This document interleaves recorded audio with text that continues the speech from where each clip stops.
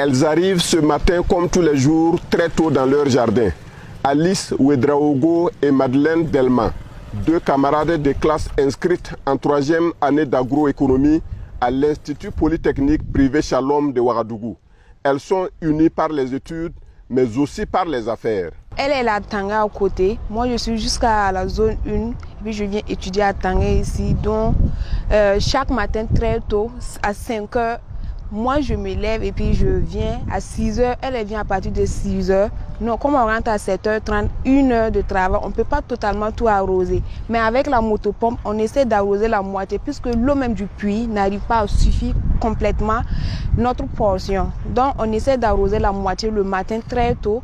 À midi, pendant l'heure de la pause, nous, on court encore, on vient ici, on arrose l'autre partie pour terminer. À ce moment, l'eau encore a remonté dans le puits. On essaie d'arroser l'autre partie parce que malgré les deux matins, soir, l'eau ne suffit toujours pas pour arroser totalement nos planches. Donc, on arrose l'autre partie encore, on repart. Si on sort à 17 h, on court encore, on vient carrément, on arrose maintenant l'autre partie pour terminer. Dans leur petit jardin à côté du barrage de Tanguin de Ouagadougou, Alice et Madeleine ont décidé de produire des feuilles d'amarante, des feuilles qui interviennent surtout dans la préparation du babenda, un mets local beaucoup prisé par les Ouagalais. Si on prend l'exemple du bon samaritain qui vend le babenda et les mets locaux, à 12 h 30, pratiquement si tu pars pour acheter le babenda, tu n'auras pas de babenda. Il y a une vieille aussi, non loin de notre institut, qui vend le babenda. Elle dépose sa table à 10 h. 10 h déjà, elle commence à vendre. Et d'ici 13 h, tu ne retrouves plus le babenda, le plat du babenda est descendu. Dans leur institut, on les appelle les agro-commerçantes. Le premier business créé en effet par les deux étudiantes, c'est la vente de bonbons.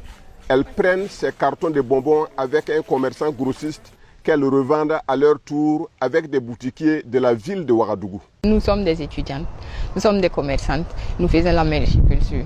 Donc à nous seuls, c'est juste une question d'organisation et puis de planification. À l'école, on vous appelle les agro-commerçantes. Oui, ça nous fait rire souvent, mais c'est vrai en fait.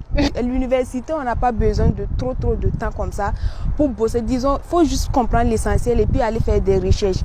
Personnellement, je ne suis pas la première de la classe, mais je fais partie quand même des 5 premiers. Et des 5 premiers, mais je viens tout le temps au bas-fond. En quelques mois seulement de vente de bonbons, Madeleine et Alice ont pu économiser 500 000 francs CFA, somme qui leur a permis de lancer leur deuxième business, la production des feuilles de l'amarante.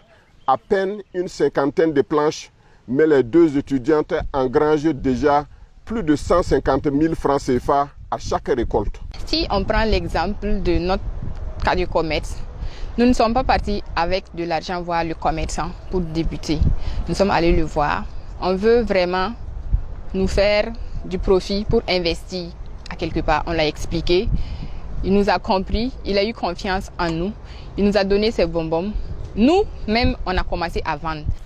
La première récolte de feuilles d'amarante intervient entre 35 et 45 jours après les semis. Après quoi, on peut récolter chaque 2 semaines et la plante de l'amarante peut tenir jusqu'à 2 ans. C'est donc un business assez rentable au Burkina Faso. En décidant de se battre ainsi, les deux jeunes filles refusent de céder à la voie de la facilité. Certes, on pouvait faire un choix de charmer les gars et puis avoir des 200 000, des 300 000. Mais on se dit que c'est de l'argent. Et cet argent-là, en fait, je ne peux pas dire qu'on n'a pas souffert, parce que ça peut être une souffrance pour quelqu'un d'autre.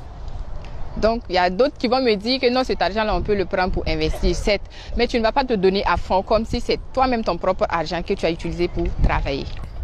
Ce que moi, je vais dire à mes camarades filles qui sont vraiment prêtes à suivre un homme à cause d'un petit 5 000 ou bien, quelle que soit la somme, disons, il va te donner l'argent, mais arrivé à un certain moment, quand tu n'es pas indépendante, intellectuellement ou financièrement, ce gars, forcément quelque part, il va te manquer du respect et tu n'auras pas quelque chose à dire.